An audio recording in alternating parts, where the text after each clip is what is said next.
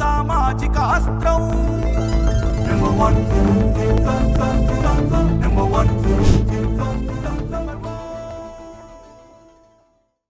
శత్రు దేశమైన పాకిస్తాన్ పాక్ ఆక్రమిత కశ్మీర్లో ఉన్న 9 ఉగ్ర స్థావరాలపై దాడులు చేశామని భారత వైమానిక దళ వింగ్ కమాండర్ వ్యోమికా సింగ్ బుధవారం నాడు తెలిపారు. ఉగ్రవాదులకు శిక్షణ ఇస్తున్న స్థావరాలే లక్ష్యంగా ఈ దాడులు జరిగాయని వ్యోమికా సింగ్ చెప్పారు. ఇంటెలిజెన్స్ ఇన్పుట్ డ్రోన్ల ద్వారా పాకిస్తాన్పై దాడి చేశామని ఆమె తెలిపారు.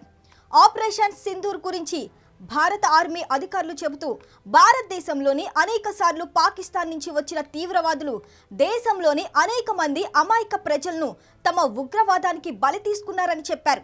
2001లో పార్లమెంట్పై జరిగిన దాడిలో 9 మంది, 2002లో అక్షరధామ్ ఘటనలో 30 మంది, 2008లో జరిగిన ముంబై దాడుల్లో 164 మంది చనిపోయారని అన్నారు.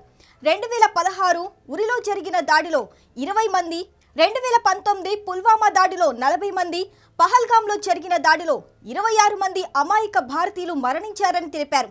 పాకిస్తాన్ నుంచి భారత్లో జరిగిన దాడుల్లో ఇప్పటి వరకు 350 పౌరులు మరణించగా 800 మంది ప్రజలు గాయపడ్డారన్నారు.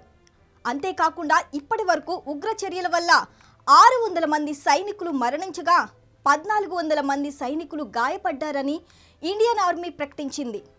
ఇదిలా ఉండగా ఆపరేషన్ సింధూర్లో భాగంగా భారత్ చేపట్టిన దాడుల్లో పాకిస్తాన్లోని బిలాల్ ఉగ్ర శిబిరంపై దాడి చేసింది. ఈ దాడిలో ఆ శిబిరం హెడ్ యాకూబ్ మోగల్ హతమయ్యాడు. మోగల్ అంత్యక్రియలకు స్థానికులే కాకుండా పాకిస్తాన్ పోలీసులు కూడా హాజరవడం పైన దాడిలో గాయపడిన టెర్రరిస్టును పాకిస్తాన్ ఆర్మీ అధికారులు ఆసుపత్రిలో పరామర్శించడంపై భారత్ తీవ్ర స్థాయిలో విరుచుకుపడింది.